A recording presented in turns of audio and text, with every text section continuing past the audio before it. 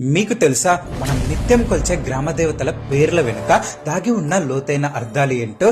ప్రతి పేరు వెనుక ఒక చరిత్ర, పరమార్థం దాగి ఉంది. అవేంటో ఇప్పుడు ఈ వీడియోలో తెలుసుకుందాం. అయితే మీ ఊరి గ్రామ దేవత పేరేంటో కామెంట్ చేయండి. పోలేరమ్మ. గ్రామం పొలిమేరలో అంటే సరిహద్దులో నిలిచి ఊరిని కాపాడే తల్లి. అందుకే ఈమె పొలిమేరమ్మ కాస్త పోలేరమ్మ అయ్యింది. ఎల్లమ్మ. ఎల్ల అనగా సరిహద్దు అని అర్థం. సరిహద్దుల వద్ద ప్రజలను రక్షించే అమ్మ. అందుకే ఈమెను ఎల్లమ్మ అంటాం. పోచమ్మ. ప్రజలను పోషించే తల్లి. మన జీవనాధారాన్ని, శ్రేయస్సును చూసే అమ్మ. అందుకే ఈమెను పోచమ్మ అంటాం.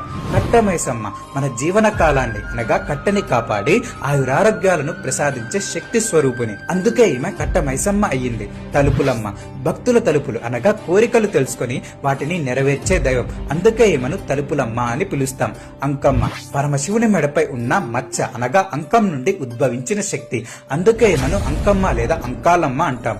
బతుకమ్మ. మన బతుకుకు ఆధారమైన వర్షాన్ని, పంటను ప్రసాదించే తల్లి. అందుకే ఈమెను బతుకమ్మ అంటాం. ముత్యాలమ్మ.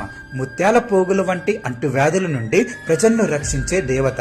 అందుకే ఈమెను ముత్యాలమ్మ అని కొలుస్తాం. పెద్దమ్మ. గ్రామ దేవతలందరిలోకెల్లా ముఖ్యమైన పెద్దదైన దేవత. అందుకే ఈమెను పెద్దమ్మ అని పిలుస్తాం. మన గ్రామ దేవతలు కేవలం విగ్రహాలు మాత్రమే కారు, మన సంస్కృతి, నమ్మకాలకు ప్రతీకలు. గ్రామాన్ని, ప్రజలను కంటికి రెప్పలా కాపాడే శక్తి స్వరూపాలు. ఈ అమ్మవార్లందరూ ఎల్లప్పుడూ మనకు తోడుగా నిలుస్తారు. అయితే ఈ వీడియోలో ఈ అమ్మవారి పేరైనా మిస్ అయి ఉంటే ఆ పేరును, దాని అర్థాన్ని కామెంట్ చేయండి.